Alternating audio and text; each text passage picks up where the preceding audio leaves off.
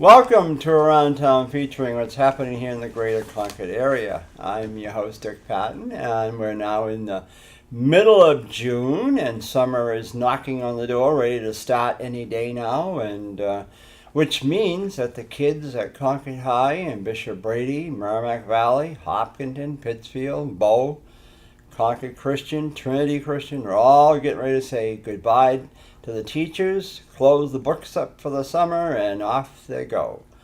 And of course, baseball season is full in bloom now on the major level, and we're all kind of getting ready for the 4th of July. Yes, it's just a matter of weeks away, but the 4th of July, and if you watch TV, it says 200 days to Christmas. Now, I don't know who's dreaming, but anyway. But we're still in 'tis the season. That's what I nicknamed the political season, 'tis the season. And today I get to welcome my first guest for the state level of competitions, because we got the federal level. Of course, we didn't get the big deals, but we've had the governor candidates on and some of the congressional. And now we're coming to the State House. And I'm pleased today to have as my first guest CJ Cronin, who is a candidate for state representative from, I believe it's Ward 10. Yes. Over in East Concord. Now, CJ, or formerly Carlton, lives over there at 185 Oak Hill Road. Yep. And so... right next to Potter Farm. Yeah, next to Potter Farm. Yep. I'm trying to picture, because we used to go to over to Turtletown Pond a lot when I was a kid. My father used to, back those days, you could dock boats over there, okay, rowboats, and then go fishing. And so my grandfather and my father, we used to all go out fishing one night here and there, because they had wonderful hornpout. That's what they called them. Yeah. Down south, they call them catfish. Okay, I was going to warn, I never heard of... Yeah, but up here they call them hornpout, because I think it's the big reason is the hornpout are much smaller than the big catfish you get down. Yeah, the one they pull out with their own. Yeah, I guess so. And so you put your line in with your pole, and of course, hornpout will fight you, boy. They get some real stinky, what do you call not claws, but I can't think of what they want to call them. What are they calling me in? Teeth. Yeah, teeth or something there, but they get fins or whatever they are. Okay. And boy, on one day I was a small kid, I got cut real good. Right through my sneaker they did, because I caught a hornpout. And they had perch in there, and of course pickerel, and those dreaded eels. If you got an eel, that meant no more fishing, because the fish would stay away. But it was fun. And then of course one year they drained it because there was too much mercury in there or something. And then the next year they refilled it back up again. No kidding. But it's a beautiful pond out there. They don't do swimming out there, and any of that stuff. But it's a nice area. I actually went for a swim in the pond. I think it was around April 21st. You did? Yeah, there was a kayak that flipped over. Oh, okay. And 2 kids were in the pond, and I went out and swam out and brought in a 16-year-old girl. Wow. Yeah. So you're almost like a hero then. Well, not really. I mean. Well, no, but I mean, really, she could have drowned. Yeah, she was laying on top of her kayak, and she was hypothermic, so it was good that somebody was there to get her. Yeah. That had to be on the other side then.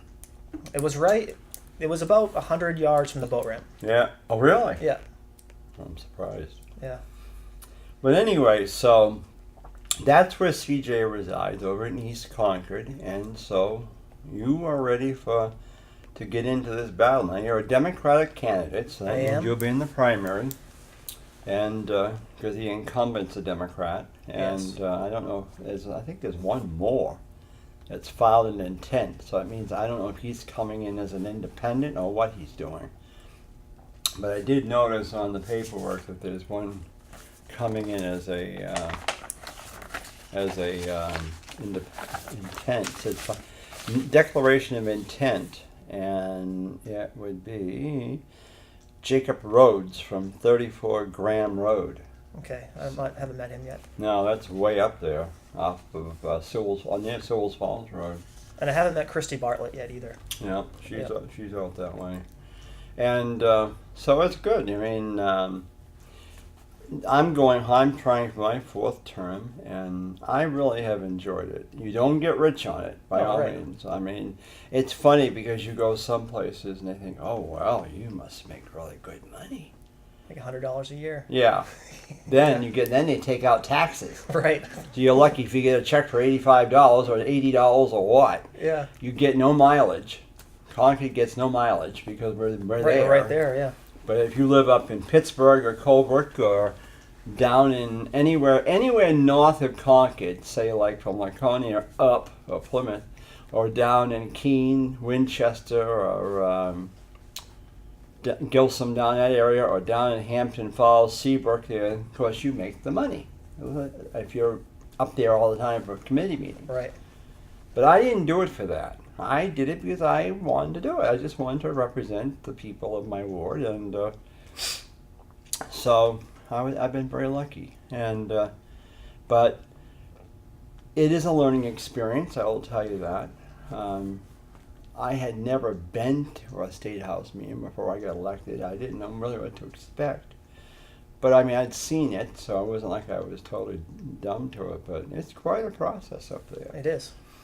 And if you are elected, you'll get you'll get a letter with postcards in it, and they'll ask you give you 3 choices for what committee you'd like to be on. And there's numerous committees, everything from fish and game to criminal law to election law to transportation, resource and development. It's just numerous, health and welfare, Okay. judiciary. So I mean, there's a lot of them on there. You get, and then they'll give you a map to show you for you to indicate where you'd like to sit. And of course, that's all up to the speaker. But you put down, like if you're handicapped like I am, or disabled, then you have a note that goes with it, and to the nurse. And she also has a say in it for those who are handicapped. But even then, some of us kind of get the not the great seats, but anyhow. Right. But they are going to try to go to Thursdays this next year, which I don't like. But they've been on Wednesdays for years. But anyhow, but it's very interesting. And of course, they start in December. They'll meet in December to choose the speaker, depending which party is the majority. Okay. And then after that, you don't come back. You go back in session on the first Thursday or whatever it is of January. And there's not much to it unless you're acting on bills from the previous year or something. But it's very short and sweet. And then committee meetings start. And sometimes your committee will meet twice a week, once a week, or whatever. And they meet in the LOB, or the Legislative Office Building. So, out of curiosity, CJ, how long everybody will wonder is how long have you lived in Concord? I moved to Concord 3 years ago. Yeah? Good. And I've been a resident of New Hampshire for 5 years. Yeah? Good. Where did you come from? I grew up in Haverhill, Massachusetts. Moved there when I was 10. Yeah? Previous to that, I lived all over the state and partially some time in Canada as well. My mom's family's from up there. Really? Yep. She passed away when I was 10 months old in a car accident, so I would gosh. spend 6 months up there with her family and then 6 months with my dad Oh, I'm sorry up to until hear I that. started school. What part of Canada? Ontario, about an hour north of Buffalo. Because my in-laws, my father-in-law came from Canada.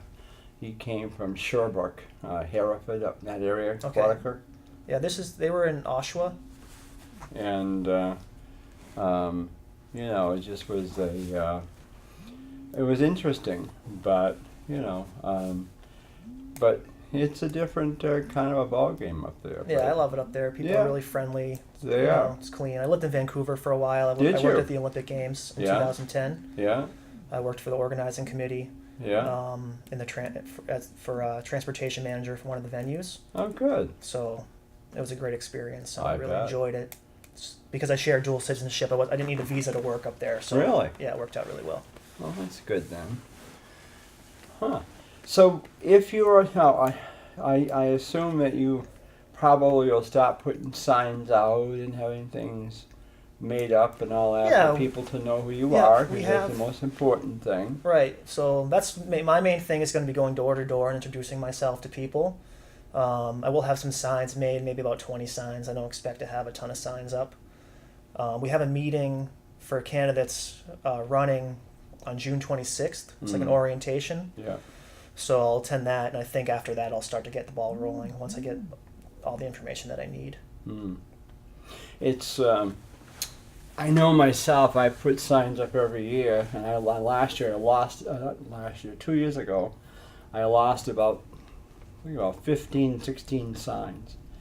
And they do anyway, they're deviltries. It's terrible because I don't know what they want them for. Right. You'll find them in the bushes, some of them you won't find at all. You might find the thing there, the Standard. the stand or the bracket, but I have no idea because, I mean, I can't, sometimes you might be lucky to get donations, but myself, I don't solicit money from anybody. My feeling has always been that I chose to get in this, and I don't feel, this is my opinion only, that people in my ward are having a tough time as it is surviving, that I'd rather them use their money for their food for their family, medicines, or gas for their car, or clothing for their kids, or something. Yeah, of course, that's the priority. So. But trouble is, not everybody thinks that way, and that's fine.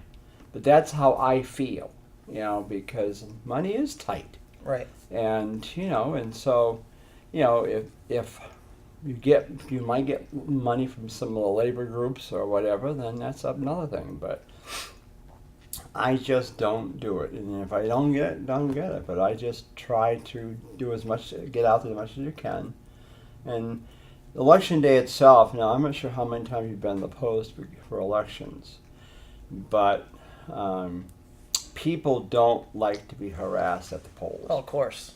It's fine to stand there and say good morning, good afternoon, thank you for coming, or light chatter, talk. Right. But to stand there and jump out in front of them and they don't want that stuff. Yeah, and voting should be a positive experience. You want people to come back to do it. That's right. You want as many people voting as possible.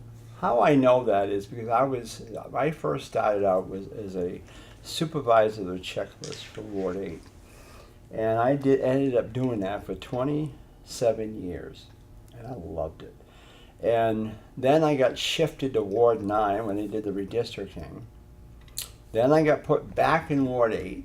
But by that time, of course, they already had their full slate of whatever, so I just didn't run again for anything as moderator or anything.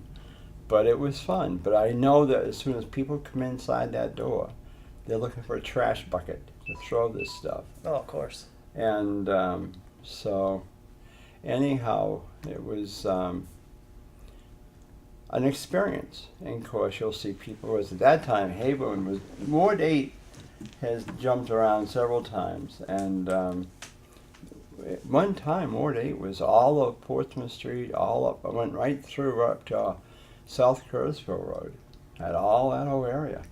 And then they brought the lines down and created Ward 9, and then Ward 10 and all that. So Ward 10 is quite a large area. It is a large area. It's the largest ward in the Because city. if I remember right, I think you go from Sewell's Falls Road. I don't know if you still got Abbott Road or not, or some of the Abbott Road up there or not. Because that bridge is out, and that's a pain. Right. But I know you go all the way up Mountain Road to the line up there, and White Road in that area, and then you come down to, I think you've got Heritage Heights in your ward. Yeah, I think so too. And I have all Portsmouth Street. I wrote I have a notebook where all the streets written down to make sure that I know Yeah. where to go. What is some of your interest, CJ, if you get in? Any idea that you want to stress, that your goals that you want to do or would like to work on, or to, I mean, are you against any kind of taxes? Are you, or how do you feel about passenger rail service or casino gambling or Northern Pass? Right. I mean, that's stuff that you'll get asked. Yeah. definitely. So for me, I would love to see the rail come up to Concord Oh, I would. the whole way. Yeah. I think that'd be really beneficial for not only the city, but Yeah. for the entire state. Mm. When it comes to the Northern Pass, I feel like for my ward specifically in Concord, that's one of the main reasons why I'm running. Not one of the, well, that's one of the main reasons I see on the local Yeah. side of things. Yeah. Not statewide, for the state, yeah, but because the plan is for that to go through Turtletown Pond in the conservation area. And for us, a lot of us use that pond for fishing, Of course. recreation, or Yeah. kayaking. It's a beautiful area, and I've attended the SEC meetings. I've gone to subcommittee meetings in Concord. Yeah. And the way they're going about it, that $200 million super fund they have, Yeah. and they're, I was at the Concord meeting back in October, and they brought up that super fund, and they were saying how they hadn't decided how they're going to split it up. Was the majority of the money going to go to the afflicted towns, or the affected towns, Yeah. or were they going to distribute evenly throughout the whole state? Yeah. And they were asking for suggestions about who should be on that committee. Mm. And you could sort of see the people that even the person on the subcommittee for Concord, I think the city council, he was asking, was it a paid position? And they said no. He looked a little disappointed. You know what I mean? But for me, I just see Eversource as, it's a money grab for them to lease their right of ways to make money for their shareholders, Yeah. and not really thinking about how it impacts the residents of our state and their property values. I was at a meeting in Canterbury because my wife's family owns Windswept Farm. So we were at a meeting in Canterbury that they were having about whether they were going to decide to be an intervener or not for the town. And it was stated in the meeting that should every property abutter to the project, property value go down to zero, that the state would still bring in more revenue from the taxes brought in from the project. Mm. And for me, that's a really bad point of view. Somebody's home is their biggest investment, for most people that they're ever going to make. And that investment needs to be protected. Yeah. Vermont has the lines buried. New York, right, I think has lines buried. All right, Maine. Why are they not being buried Yeah, in Hampshire? exactly. Yeah. It's not too expensive. They can do it. It's more expensive to do it. But the more expensive the project is, the more revenue the state gets in taxes. The more jobs will be created locally. Not many residents in New Hampshire, or any residents in New Hampshire, are trained to work on those types of lines.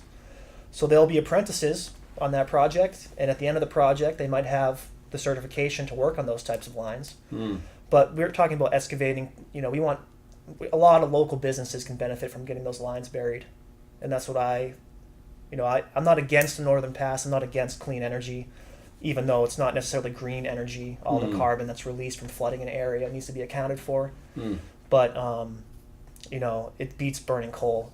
Sure. You know what I mean? So I'm not against that project, but I am against how they want to complete it.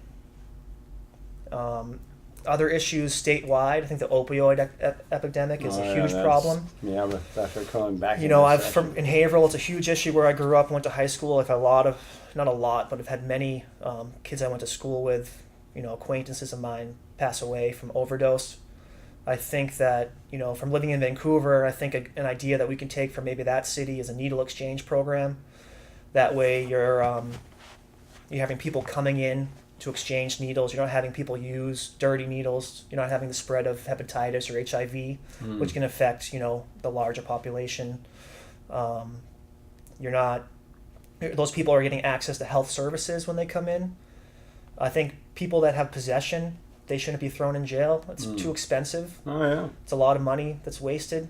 Yeah. It's cheaper to treat them as an outpatient, get them the help they need, keep the families together. Sure. Because if you break up that family and send that person to jail, their kid's more likely to become an addict. And that just continues a cycle, I think job creation, I think we need to reduce the corporate tax to get companies to move into New Hampshire. I think we have too many young people that are leaving the state to go down to Massachusetts to work. Sure. I think that's a big problem for us moving forward, and as we, for our economic development. In terms of industries that we can, I think solar net metering needs to be. I know it was just recently doubled, but I don't think it's enough. I think it should be unlimited. I think that solar nationwide is one of the fastest growing industries that we have in the Sure. country, Yeah. and we should encourage that industry here. We can use the jobs, you know what I mean? I'm sure our constituents or our fellow citizens would appreciate job creation on that level, and also reduction in our power costs. Our electricity is super expensive, Yeah. so families that are hurting, if they were to save $50 a month, that'd go a long way. Oh, That's yeah, $600 a cool. year, Sure. $6 Yeah. grand every 10 years. Yeah. That goes a long way. Yeah. So I have other ideas as well. I'm not really necessarily I'm not for an income tax. I'm not for a sales tax. Yeah. But I think there are ways to bring in revenue to the state. I think we do need. I think I was a teacher in Haverhill up until this past Really? September. Yeah. So for me, looking at teaching jobs in New Hampshire, I was really surprised at how much lower the pay is. And that's not to say in Massachusetts that the pay starts out that high as well. I think it's around 40 grand. But in New Hampshire, it's in the upper 20s in a What do lot you- of places. What do you teach? I taught social studies, What age group? 7th grade. Really? Yeah. Interesting. So 7th grade social studies. And, I want to sort of build my career up here. So I changed jobs. I got into real estate. I used to be involved in sales when I was younger. I had a company in Long Island.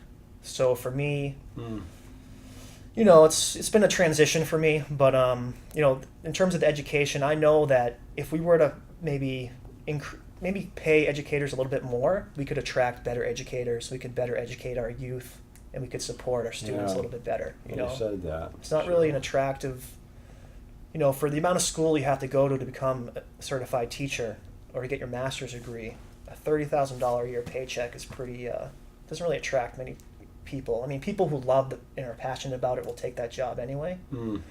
But it would be nice to kind of give them a little bit of a boost. Well, and that's nowadays is because and I've told young people, I said, years ago, when I was in school, a high school diploma, maybe associates was no problem. Right. Now, it's more you need the bachelor's degree and probably a master's. No, you in need a many master's. cases. A bachelor's degree now is almost like a high school diploma. And in some cases, they want PhDs. Right. If you really want something, I mean, that's how serious it's gotten out Yeah. there. So if you go into $200,000 in debt to get your master's or your PhD, and you come out and you're getting a $30,000 a year job, where's the incentive? You know what I mean? Exactly. So it's terrible because you're right. I mean, and especially when you think of the North Country. right, Look how many of the young people up there they've left. I mean, it's just nothing up there for them. right. Yeah, you've got 2 big prisons up there, but other than that, there's nothing much else. Yeah, and the prison industry is, I mean, we don't want more prisoners. Having more people in jail breaks up families and continues a cycle of putting more people in jail. Like it's an industry. They want to build prisons. It's being privatized. Yeah. So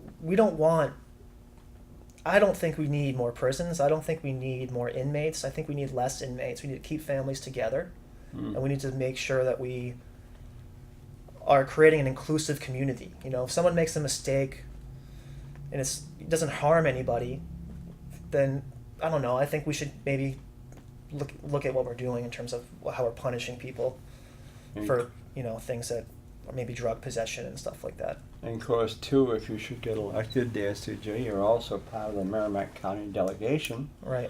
which meets every so often, and we've just met the other day. So we have input with the Merrimack County Jail, the Merrimack County Nursing Home, then the Merrimack County Sheriff, the County Attorney's Office, all that, whole Merrimack County government. We have meetings about that, budgets, and you're on a committee there too, for them. So. Yeah, I'd love the opportunity to get involved, and I think these are all issues that we can come to. We have some really hard issues in front of us, like this opioid thing.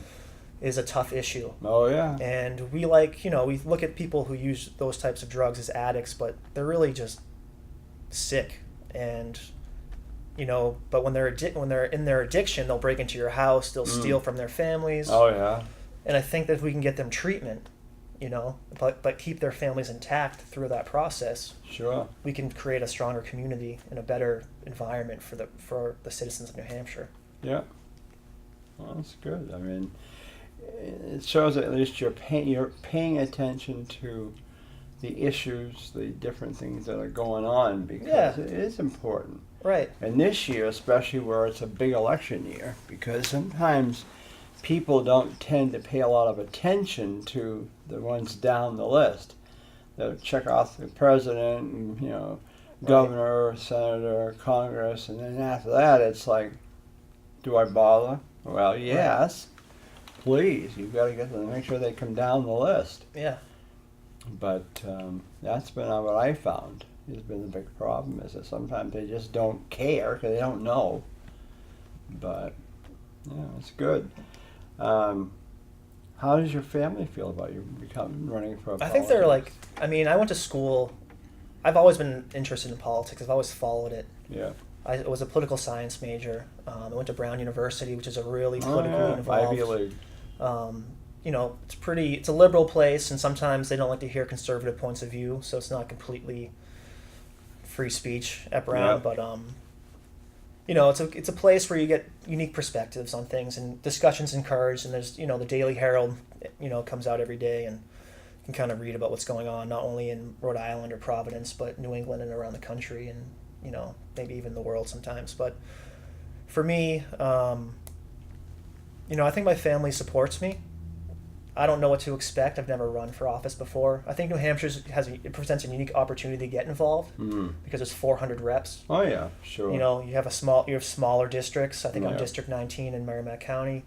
That's like 3,500 people, I believe. Yeah. So it gives you a chance to kind of get involved on a local level and see if you can make a difference for not only the people that you represent, but also maybe for your state, which I think is a unique opportunity. In Massachusetts, if you wanted for rep, you need to have, some money behind you. Oh yeah. You know what I mean? Oh, but up yeah. here, I feel like you really have an opportunity that anybody who wants to get involved can get involved. And So I think they should. So do you describe yourself as liberal, conservative, whatever? But I would say I'm fiscally conservative, but I'm socially liberal. Yeah. I would. I'm an independent voter. Yeah. When I went in to vote at the last primary, I took a Democratic ballot, and that's how I wound it up on the Democratic Party. Because I didn't sign the paper. I didn't know I had to sign a paper to get back to independent. Yeah, a lot of them don't. So it wasn't really advertised at the polling station. But I only found out when I went to register for this that should I want to be an independent, I need to have 150 people fill out a form. Yeah. I just thought it'd be good to have a party behind me, and I do lean, I guess, socially towards the Democrats, and so I would say, My agent calls me. I guess now I get the title of being a moderate. I like listening to both sides. Right. I do, because sometimes, even though my party suggests how I should vote, I do like to listen to the debates. Yeah. Because you never know. There might be something that might get mentioned that you didn't hear from. And, I want to be able to be open-minded on some of these things. But generally I will follow party lines. But I do want to hear both sides. Right. And it's not a zero-sum game. It's not like I win and you lose. I mean, if we can compromise and actually find a solution, it'd be, what I like, we spoke about Canada earlier, I like their parliamentary system where there's different parties bringing different perspectives and there's more compromise. I feel like with us, especially this election cycle for president right now, it's really contentious. And it doesn't have to be like that. It shouldn't be like that, but I've never seen such a dirty mess as it is this time. Yeah, it's sometimes embarrassing when you watch it. It really is. It's like childish.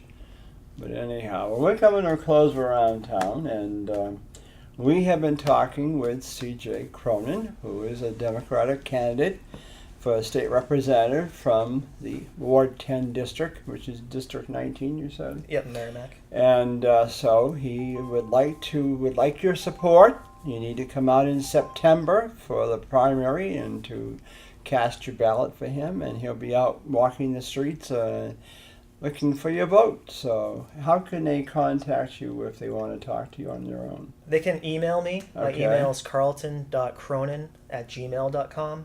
Okay. That's probably the best way. Sure. I'm going to set up a Facebook page. Yeah. So if they search CJ Cronin, state rep, on Facebook. They should be able to find me in the next few weeks. Okay. But like I said, they have my address, 185 Oak Hill Road. They can send me a letter. But hopefully I'll be around town meeting people in the next few months. And Yeah. even if like I don't get their vote, it'd be great if they went out and voted. Sure. You know?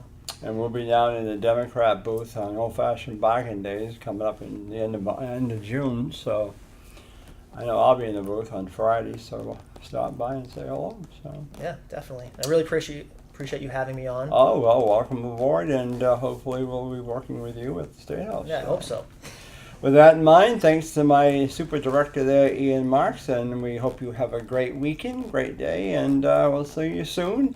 I am Dick Patten for Around Town.